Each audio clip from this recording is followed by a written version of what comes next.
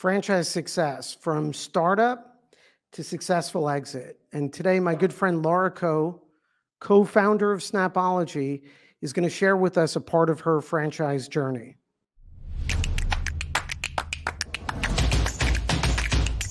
I still get nervous speaking with you, Laura, so you got to bear with me. But thanks for spending time this morning. Absolutely. I'm always happy to talk to you. I'm not sure why I make you nervous, but I'm always happy to talk to you. So for everyone out there, this is going to be super valuable because for everyone listening and watching this video and thinking about franchising their business, or if they have already, what I've found is the biggest success factor for an entrepreneur that becomes a franchisor is the founder determination and learning franchising. And before we ask, I use you as an example often, Laura, and I tell everyone, like, your story is part of, hey, you successful professional, you and your sister start Snapology, which is a child's play concept, mobile and retail based. And that if I had to pinpoint Laura's success, it was her as a founder, like learning franchising, diving into, learning more about broker groups, about franchise law, about her agreements and sales. And you're the reason for your success. So I think it'd be great to share some of your story, where you are today. And if we could go backwards and reflect on what created the success. Yeah, it's interesting. And I think you're right. I mean, someone's got to drive the bus, right? The founder is typically the one that, that's really kind of driving the bus. But I mean, to me, and a lot of that is grit and grind, right? If you're, I had nobody to ask, right? I had nobody to say, oh, well, that's your job, right? It was my job. But I also think, I mean, the success that Snapology experienced isn't just, right, mine and my sister's. I mean, you have to meet the right people along the way. You have to, there's a lot of people. I mean, even your firm, right? I mean, getting involved with you was a critical pivot in moving from licensing to franchising, right? So everyone you meet along the way, I think, makes that difference. But yeah, sure, I think the founder is the one driving the bus and making sure that nobody gives up, right? So that it's pushing and, making sure that everybody's, rowing in the same direction.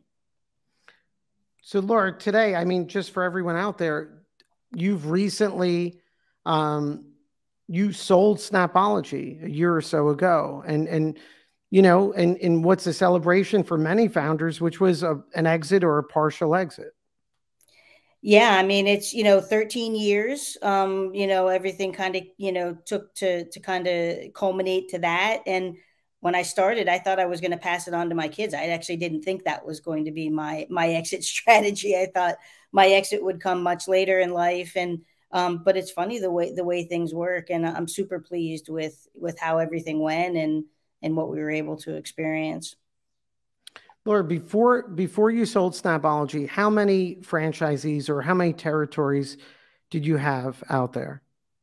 So we had about 180 territories, which was equivalent to about 100 and I think it was about 125 unique franchisees.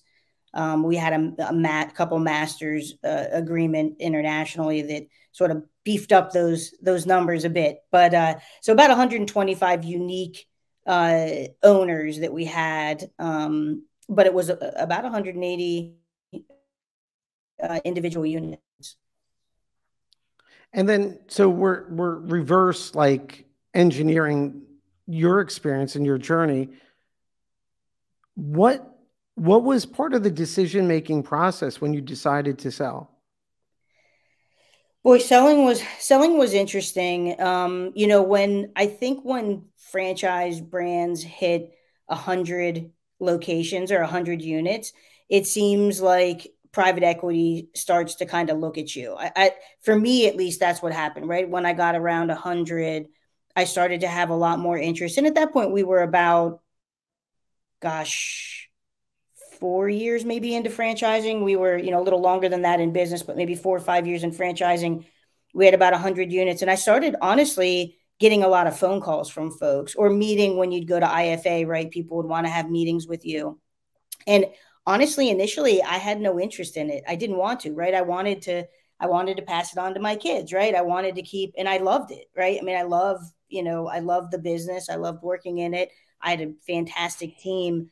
But those conversations never hurt, right? And I've always been a big proponent of like conversations never, why turn down a conversation, right? You might learn something, you might, make a new, business contact or friend or whatever. And so I just kind of started having a lot of conversations, and the conversations are what turned me, right? Talking to a lot of these private equity folks and really trying to figure out, okay, what really kind of searching inside myself and figuring, okay, what is the next level for Snapology? What do I need to do to take this to the next level? I had, like you kind of described, right? When I didn't have a franchising background. I was, I founded the business. I wanted it to grow. I'm kind of figuring it out as I go along. The business kind of got to a point where it was almost growing bigger than me. And so I kind of came to an inflection point where I realized I either needed to hire somebody to come into Snapology and work with me at Snapology that knew the franchise industry, that could really help take us to the next level and really scale. Or I did need to partner with private equity or somebody. I needed to partner with somebody who had that expertise. And so I didn't really seek it out. It kind of sought me. And I almost refused it initially, right? I kind of like was like, I'll have a conversation with you, but I'm not sure I'm really in that space. And eventually I realized that, I had done pretty well, growing it so far, but I was, I'm a mathematician by trade. I didn't know what I was doing. And so I really realized that for the betterment of the brand, I really needed that expertise. And so that's what sort of started me down that path. And then I started to really look at it more seriously. Well, and then I mean, it's always an evolution, right? The journey. So when you say I didn't know what I was doing, like let's go, you were strategically focusing on next level, but by all accounts, Snapology, children's play concept, dominant in the space and 100 units, right? So let's go backwards to the start, because you did know a lot. I mean, very few people grow a franchise system the way you did. And I could reflect along the way, just outside looking in, complete determination. Even phone calls at 4 o'clock on a Friday, like, hey, we got to get these contracts out, and making things happen. But let's go back there to the beginning when you started. Like, well, I guess before we even get there, Laura, for everyone who's going to watch this video, what would you attribute if there were like 3 or 4 takeaways as, lessons learned, and really what created success for you? Yeah, I mean, it's interesting because I've got boys that are college age, and I'm kind of talking to them about this stuff too. And I think there are a couple things that I think separate people who ultimately achieve the success they want. I think one is, it is kind of it's a little cliche, but kind of the never give up. But I don't even know that it's never give up so much as keep your mind open, right? Don't shut any doors, right? Even if you think something's a bad idea, or like selling, right? I didn't think I wanted to do that. I didn't think it was a great idea, but I didn't shut the door. I didn't deny those phone calls. And I think with Snapology, particularly in the early years, everything was always on the table. I never took anything off, right? Because as your business grows, sometimes you need to move in different directions, right? COVID made us all pivot in different directions. But even before that, there were times and opportunities that came along to do certain things or partner with certain people. And I think just keeping your mind open to ideas that you might initially think, that's not something I need to be involved in, I think have made all the difference for me. So I'd say that's probably the biggest. And again, kind of along with that, it is the constant drive and the constant push. Really, it's the constantly, how are you going to get 10% better, right? It's what's the next thing, it's always looking 3, 6, 12 months in advance.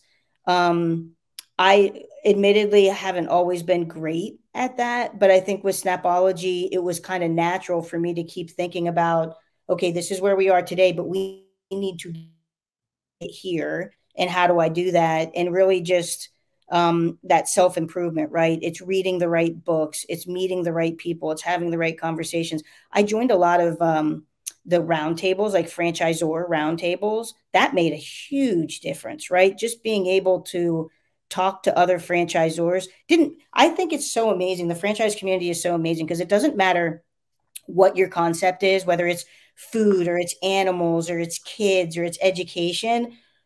Franchisors all go through the same, it's the same process, it's the same struggles, it's the same, and so it's amazing how we can help each other. And so I mean, those are, I would attribute, kind of our success to those types of things, just really, you know, always seeking that. I mean, it's really education, right? As much as sort of networking and partnerships. But a lot of the ideas that I put in place were not my ideas. They were ideas from other franchisors who had experienced success in that area, people who had gone before me. And I love that about franchising, that it's kind of a pay it forward system for, for a lot of folks. And that really benefited me.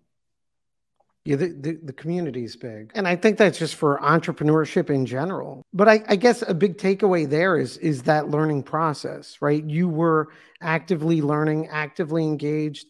I mean, I remember conversations when we're talking about broker groups.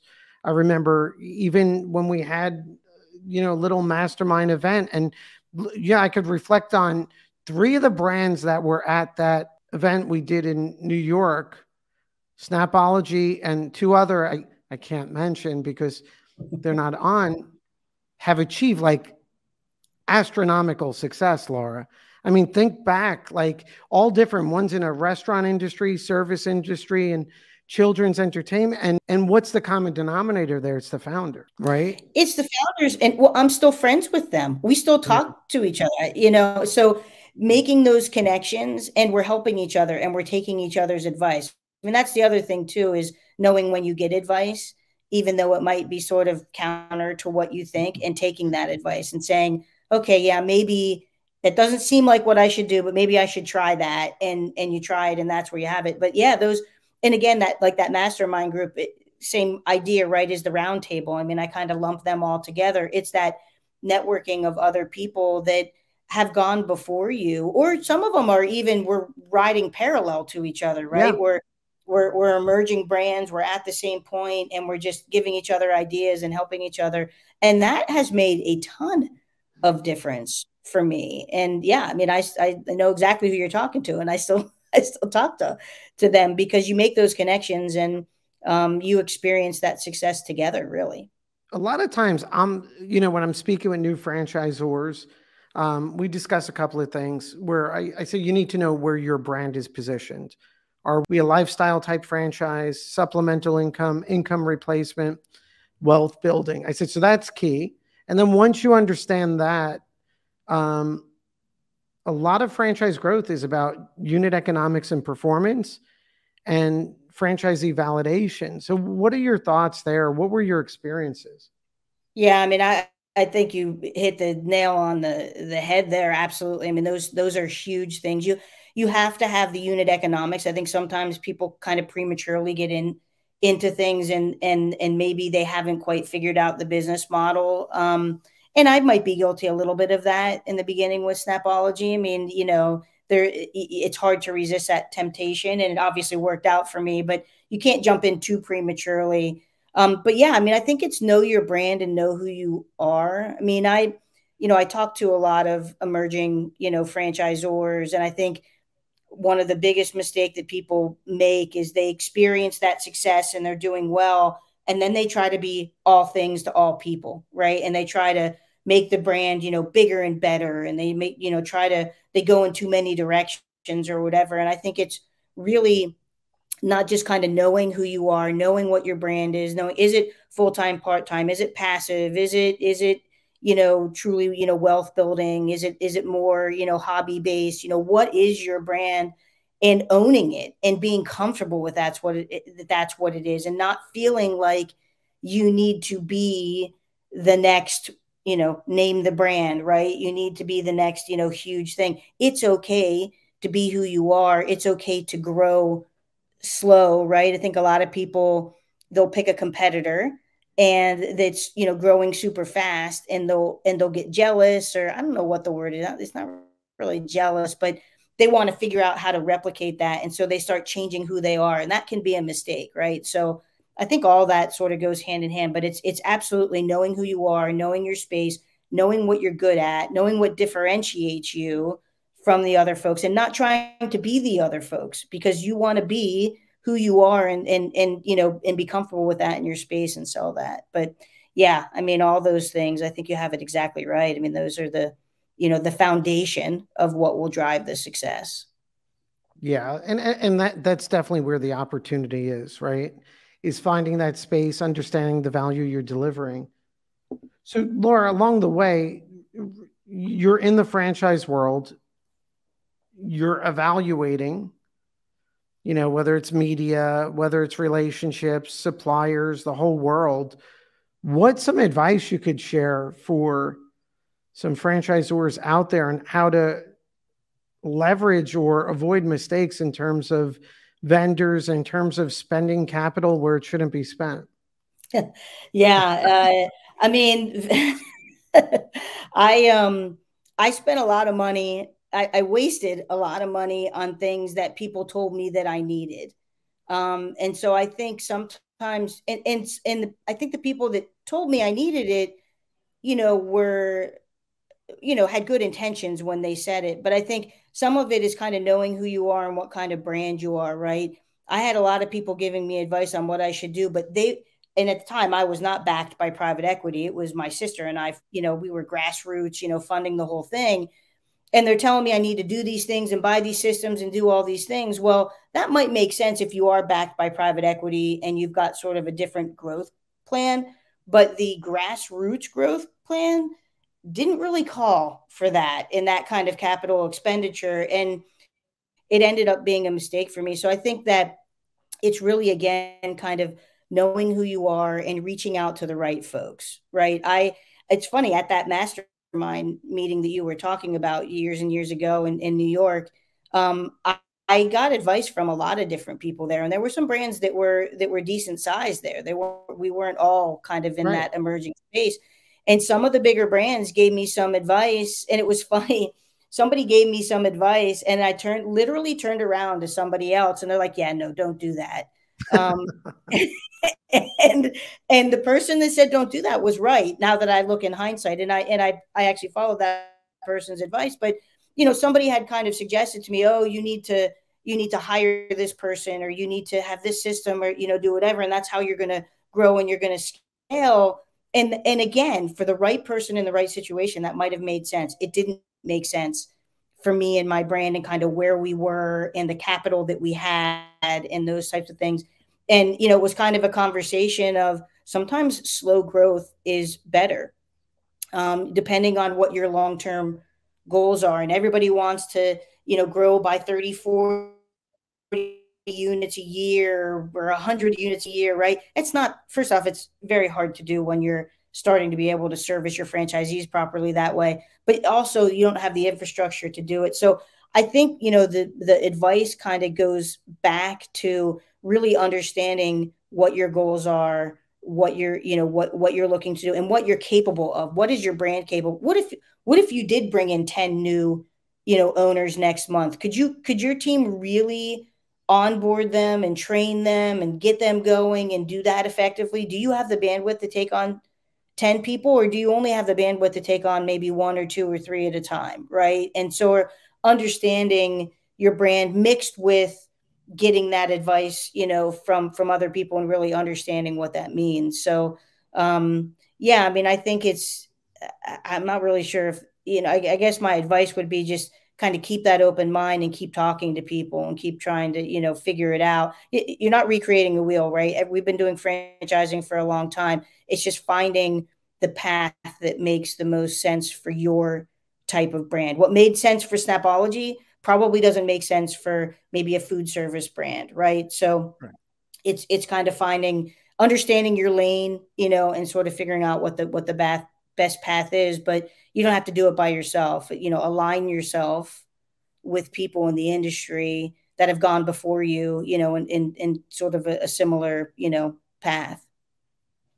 Well, right. So part of your advice there, and I'm just reflecting on what I know also as you went along this journey, but so grow slow, which makes sense. And you're saying build a base, right? Yep. So the whole game plan, and I'll reflect also on another brand we both know, is you build that base, your brand positioning, understanding who you are, satisfied franchisees that have good unit level economics, have that base, and then you have the foundation to push off that and grow. And a lot of startup emerging franchisors waste capital on either not bad, no one has bad intentions, but everyone's going to have a solution and it's going to cost a certain amount of dollars. But I feel like when you're buying the solution, you probably haven't done the homework to really leverage that solution. And no one wants to roll up their sleeves. And it's usually going to come down to, especially with tight budgets, the internal team, who we are, what we stand for, what is that transformation, and really setting the course for a unique franchise system. So definitely in terms of building the base there. Yeah, I mean, I think when you buy something, and I appreciate you taking my gibberish and putting into No, I words, but I think what happens is when you buy those systems and when you try to leapfrog it, right? When you try to, you're yeah. basically trying to run before you've learned to walk. And so I bought some of those things and put them in place. I wasn't ready for them. And so I wasted money because I wasn't able to leverage them. There are systems that I bought that then probably 5 years later, I can think of one like a marketing system that I had bought for my franchisees to use. I paid a lot of money for this thing and I put it in place, but I hadn't built the infrastructure around our marketing, sort of portfolio. I hadn't really done the homework and had the assets, and I didn't have what we needed to make this work. So I paid all this money, put it in place, and then it didn't work. I took it away. And then about 5 years later, I was like, man, I wish I had that system, because then I was ready. I was ready for it. So I think you're spot on there. It's actually purposely growing slow so that you can build a foundation that you can then learn to walk and run from is really, and I think the advice I was getting early on is, oh no, go, go, go, do this, do that, whatever. But your brand may not be ready for that just yet. Right. And then Laura, reflecting on Snapology also, which is, hey, there's a lot of franchisors that are like, am I ready? Am I not? I also do explain that it's going to be an evolution, right? So you're building that base. On day one, you may not have contact centers or call centers and all this other stuff, but you're going to keep building toward that over time. And I think a great example is the technology systems that over time you built, help franchisees in scheduling classes and maybe a point of sale functionality and all of that. So, like, if you could reflect on that a little, because on day one, you didn't have those technology systems. No, and I think there's two critical things, right, with any franchise business is your marketing has to be good and your tech has to be good, whatever that means to you, right? Every business is a little bit different. For Snapology, I mean, it's not only just sort of having the franchisees kind of understand their numbers and understand what's going on in terms of, having a system that does it.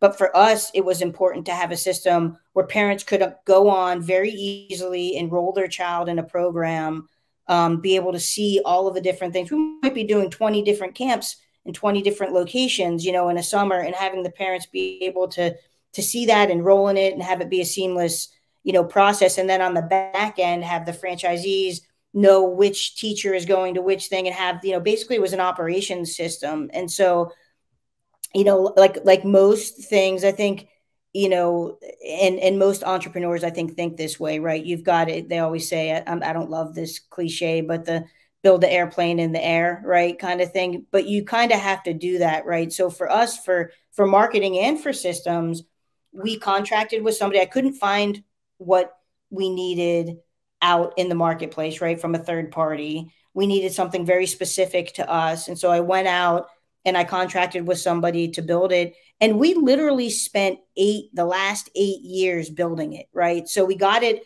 up, we got it to a point where parents could enroll and we could get basic information. And then we just continued. Again, some of it was capital based, right? I didn't have the money to pour into that initially to build some massive, like, perfect system. And so we kind of built it as we went. And also the benefit of that too was the franchisees could tell me what they needed. I didn't build a system based on what I thought. I built with the basic capabilities, and then I let the franchisees say, oh, this feature would be nice, or can we add this in? And also what my own needs were as the franchisor. I wanted to be able to see what they were doing and be able to collect all that information and have it be meaningful. So again, it's the crawl, walk, run kind of approach with systems as well, kind of building them up and as we went. And ultimately we have a phenomenal system that we use today. And it really has served me as the franchisor well, and the franchisees. But tech is so important. You've got to know your numbers. You've got to know what you're doing. You've got to, how do you know, how do you improve 10% if you don't know where you are today? How do you even know what that 10% is, right? So you've got to, tech is critical. And what's great there is you did it for a genuine purpose. You built it out. It became an asset for the franchisees. And then it became a differentiator in the marketplace that wasn't a BS differentiator. It was real. It's like Laura wants to know her numbers, wants her franchisees, and they're creating this tool, and it's a great asset. When I speak to exactly what your advice is, when I speak to some really good franchise brokers, and which I'm going to ask you about in a second, but like Lisa Welko tell me all the time, they're looking for what your tech stack is and what does it look like. So let's shift a little, Laura, to franchise sales and brokers and all these other things. It's a lot, not to cover everything, but what are some insights you can share about how you approach? Look, I look at franchise sales between organic, where you have existing referrals and people that know your brand, digital, paid media, and then broker. And I tell certain brands, I was speaking to a client in the UK, and I said, look, here in the States, this particular industry in children's enrichment is very influenced by brokers. But what's some advice in terms of just franchise sales and what your thoughts are on how to approach it? Yeah, franchise sales is, I think, one of the biggest topics when you talk to emerging brands, right? Some of the smaller franchises, because that's the hardest thing, right? How do I get the leads? How do I grow? How do I find franchisees? And actually just had a discussion with somebody yesterday, pretty detailed discussion about outsourcing franchise sales too, right? To some of those firms. And, I think it'll somewhat depends on your industry, but what I found, and from my experiences, it was critical for me to have a solid organic base, right? I think that's the most important piece, is to make sure, obviously, you've got a great website, that your website is optimized, that when somebody's searching for me, children's enrichment, that I'm going to show up, that they're going to find me, right? So that organic, and if you spend the money up front on that, I would, towards the, once we kind of got to a critical point, about 30% of our new franchise sales were from broker leads. About 30% were from actually referrals, right? Either current customers or franchisee expansions or franchisees telling their friends, right? So internal referrals. And then the remaining 40% were organic. Now, some of that organic, I kind of mix in with paid media a little bit here, but 40% of my growth was really through that kind of organic path and having that. So for me, that was phase one, was getting that organic going. I love the brokers, and Lisa Welko is one of my favorite brokers, and we've worked with a lot of great broker groups that really, and not all broker groups are the same. They all work a little bit different. They all have different, ways. And so you've got to find one that you resonate with.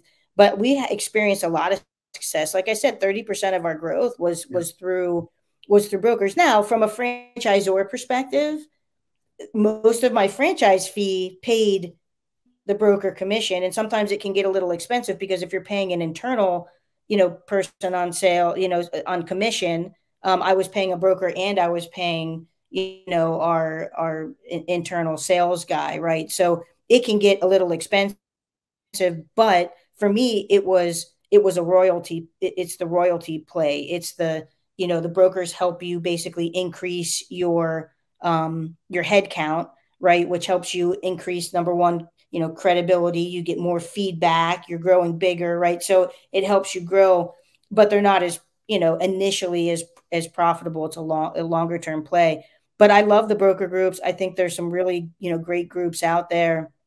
But don't, as an emerging, brand, or even as an established brand, the value of the organic is can be crazy good. And one thing that I don't think we did a great job of initially, but we eventually got pretty good, is getting your current franchisees to buy a second location or a third location. Or we now have a ton of people who have referred friends, right? They live in, one state and they've got friends in another. Or even we had people who referred people just in the next town over. And so that, again, that was 30% of our growth, was just inside. And there's, obviously very little cost associated with that piece of it. So yeah, I like a little bit more of a well-rounded approach. I do know some brands that 100% of what they do are with brokers, right? I know some brands that 100% of what they do are, kind of outsourced.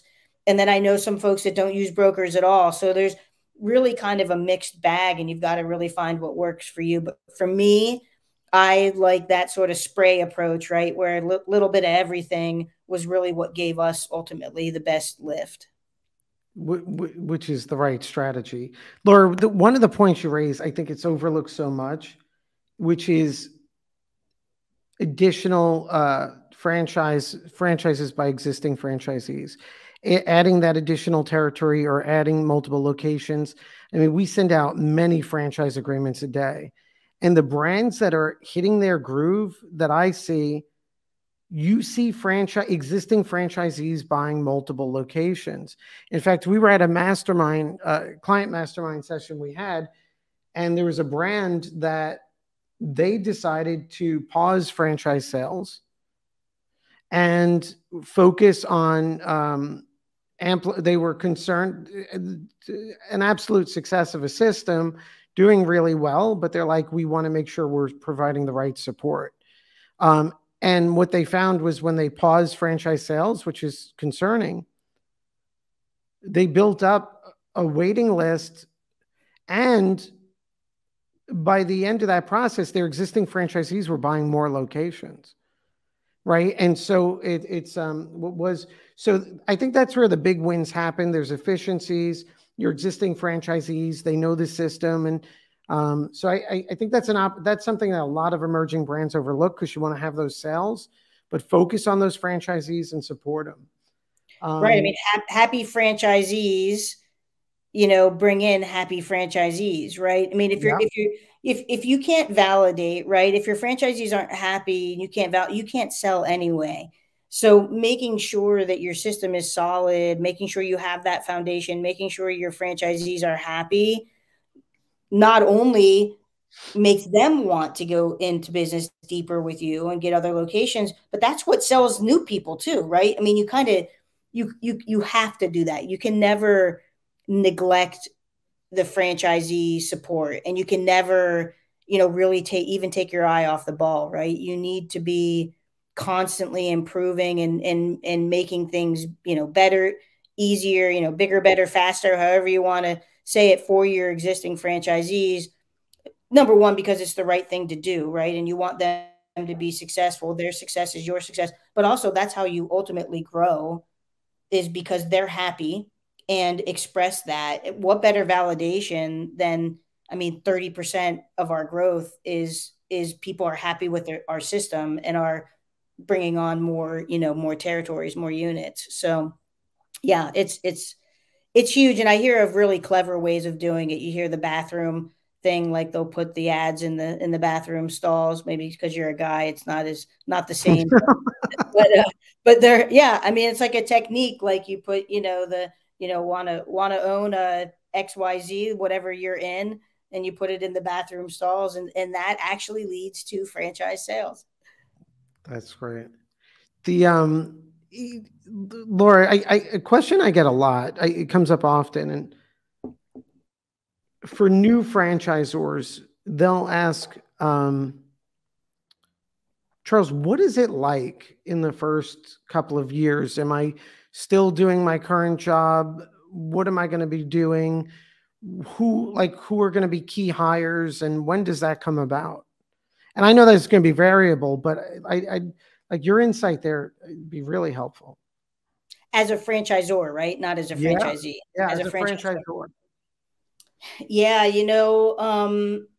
I think again it kind of gets back to, if you want to build a solid foundation and you want to build it right, you've got to figure out what are the keys to doing that for your business. For my business, it was making sure we had solid curriculum, right? That's not going to be, unless you're an education business, that's not going to be one of your main goals. But for me, I had to really sit down and say, okay, I need solid marketing, I need solid systems, and for my business, I also needed solid curriculum, right? Because that's what differentiates me from my competitors. So for me, if I had those three elements covered, that's what would do it. So, and then it's what does it take to do it, right? Some of that stuff I built myself. So my first couple years were, I mean, 10, 12-hour days trying to get, get the systems in place, get the, even writing the operations manual and fine tuning that and those types of things. First couple years, because I was grassroots, right? Because we self-funded this, a lot of it was me. Now you can outsource some of it. You can hire some people to do some of it. Sometimes that's tough, right? I mean, because you don't even know what you want. And that when you're first starting a business, how do you instruct somebody to do something when you don't even know what it is you're doing? And so some of it you can do, right? And it's kind of the 80% rule. If somebody else can get it 80% of the way there, pass it on to them. And then, you can take it and finalize at that last 20%. But first couple years, if you're truly making a go of it, if you truly want to be successful, it's a grind. It's getting the marketing, it's getting the systems, or figuring out the systems. Maybe you can buy them, right? But it's figuring out the systems that you need.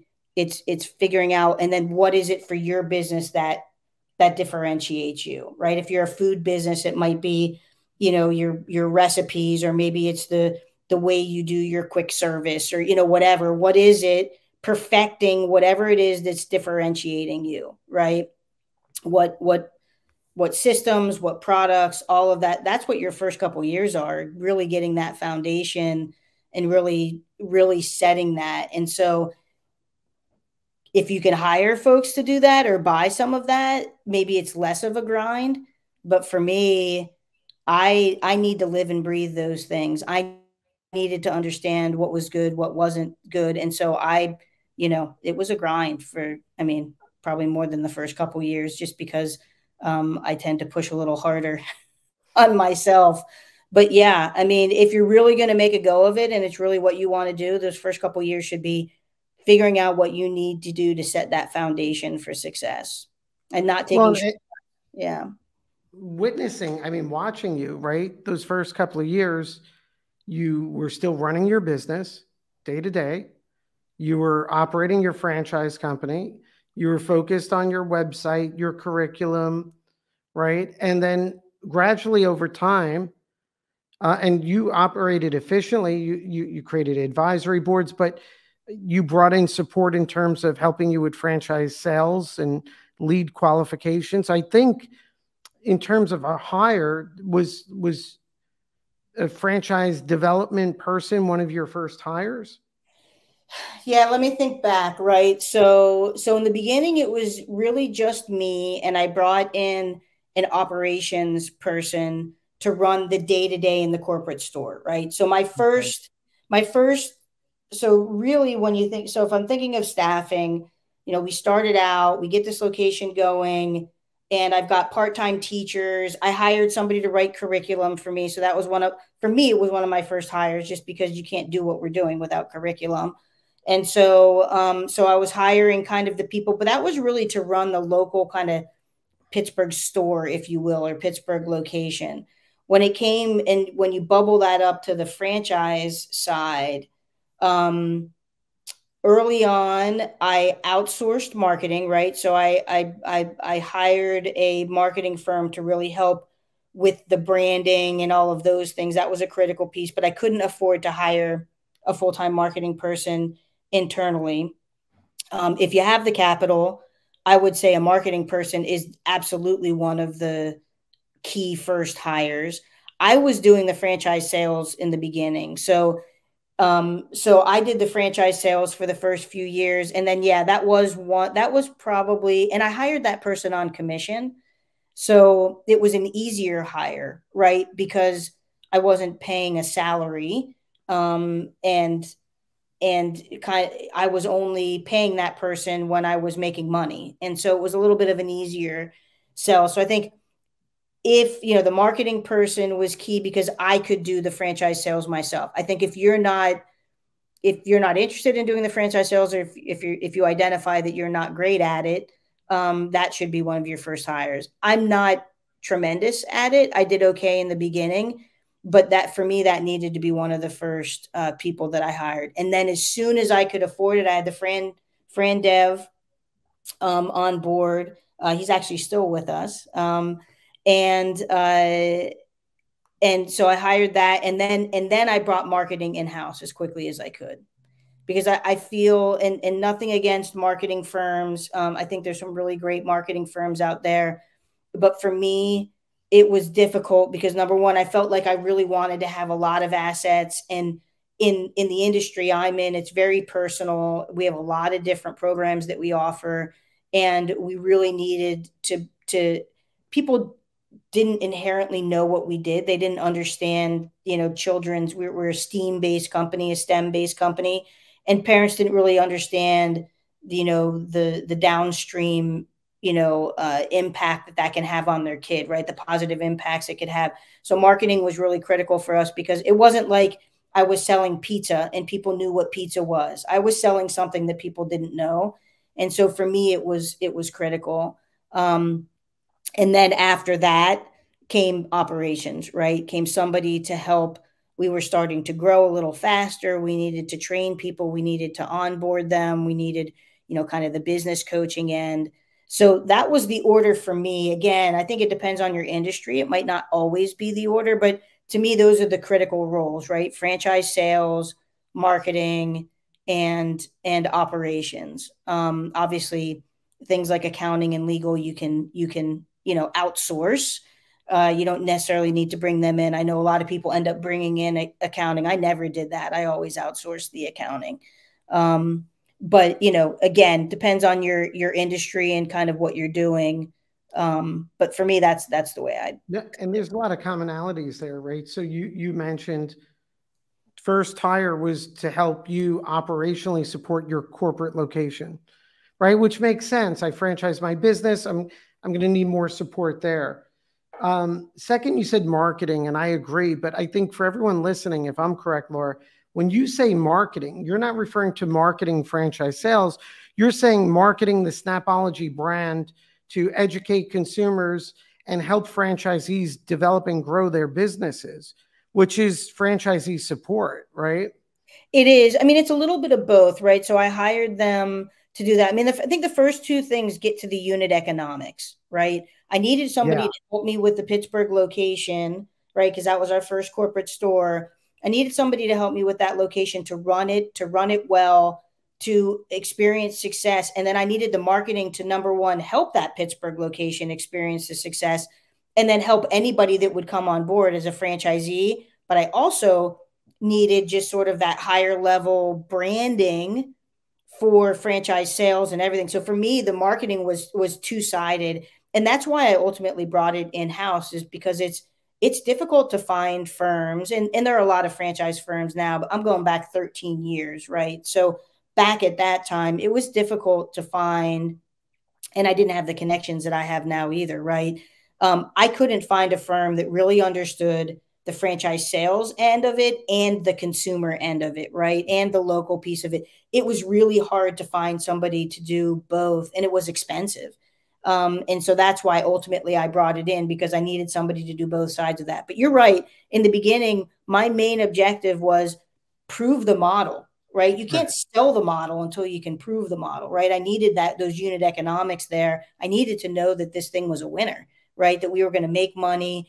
I, personally would never sell a business to somebody that I didn't think would succeed, right? That I didn't know I had the formula for success. Now, ultimately, some people don't follow the formula and don't succeed, but I know that if people follow the formula, that they will succeed with this. And so in the beginning, it was quite honestly all about ultimately unit economics, but it was almost writing the operations manual, right? And making sure we knew, oh, we tried that didn't work. Okay, that's not our path, right? And really having people in place to, get that foundation set. Laura, as I guess for me, my last, but the most important thing I want to discuss, which is basic, right? As you reflect on when you and Lisa first opened up your doors in Pittsburgh, to, I'm sure, moments of success during franchising and moments where you're like, why am I doing this? To now be on the other side and really, having built a national brand. Like, how do you reflect? Like, what do you think about when you think about where you've come in that journey? I mean, it's funny. It's amazing. I mean, I'm obviously very proud of what we've done. And when I look back on it, it's almost surreal, right? Because when you're in it and you're living it, you're not necessarily celebrating that every day, and you're not necessarily like realizing what you're doing. And then you kind of get to the back end, and you're like, man, that was crazy. How did we do all of that? How did I find the time to even do all of that, right? While, raising kids and, doing everything else that life brings you. And so really it's kind of crazy. And I have people ask me all the time, like, how do I replicate your success? And like, I didn't script it. I mean, it just sort of happened, right? You just sort of get in there every day and give it your all. But yeah, I mean, we're really proud of what we've done. And I mean, it's just crazy to think about, it's, some of the worst things that have happened and things that I thought were terrible for the business led to the best things that happened to us, along the way. And so as you look at all the twists and turns, and it's amazing that at the end of the day, we pulled it out, right? And it all ended up, good. So, it's surreal, really. I mean, to look back on it and think of what we did, but, obviously pretty proud of it. It definitely was pretty special to watch. And look, the last thing I'll share is, like, the one constant was your determination. Like, for anyone listening, just know Laura Coe would run through walls and expect everyone else to, in a good way. And I think, Laura, you shared a lot here, like a lot of pieces to the puzzle. So I appreciate that. Thank you, Laura. Yeah, no, thank you, Charles.